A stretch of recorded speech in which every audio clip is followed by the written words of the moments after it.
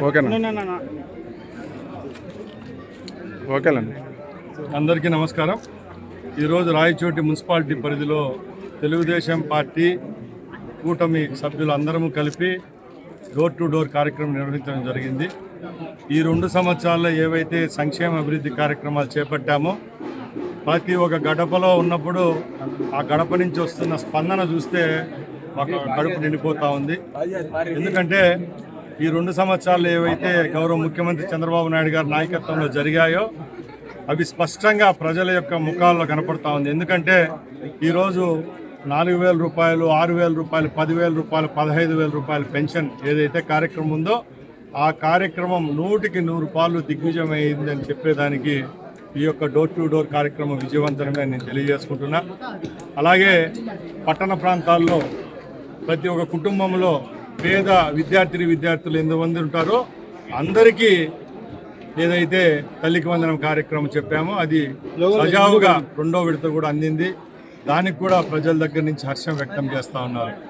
ముఖ్యంగా రాయచోటి పట్టణం విషయానికి వస్తే మైనార్టీలు ఎక్కువగా ఉండే ప్రాంతం ఇది.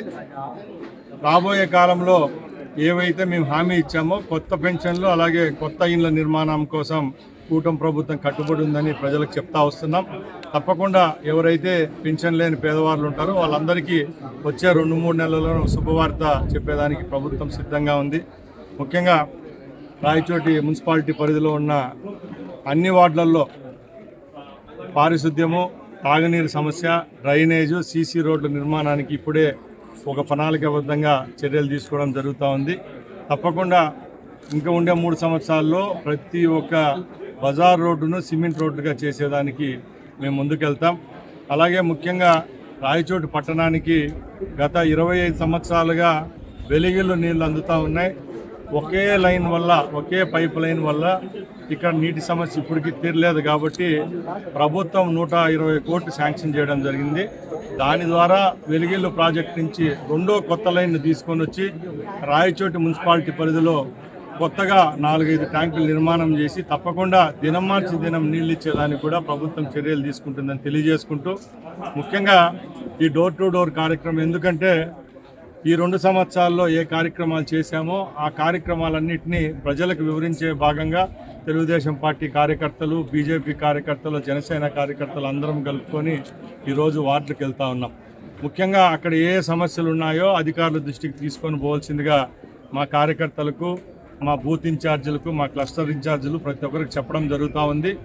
ఎప్పుడైతే సమస్యలు మన దృష్టికి వచ్చినప్పుడు ఆ సమస్యలు తీర్చేదానికి కూడా మనకు ఒక అవగాహన ఉంటుంది. కాబట్టి తప్పకుండా ప్రజలు ఏ సమస్యలు వేలెత్తి చూపిస్తున్నారో ఆ సమస్యలన్నీ తీర్చేదానికి మేము సిద్ధంగా ఉన్నామని తెలియజేసుకుంటూ, రేపు వచ్చే 2-3 నెలల్లో రాబోయే మున్సిపాలిటీ ఎన్నికల్లో తప్పకుండా రాయచోటి పట్టణంలో ఉన్న అన్ని వార్డులు కూటమి ప్రభుత్వానికి సంబంధించిన కౌన్సిలర్లే గెలుస్తారు.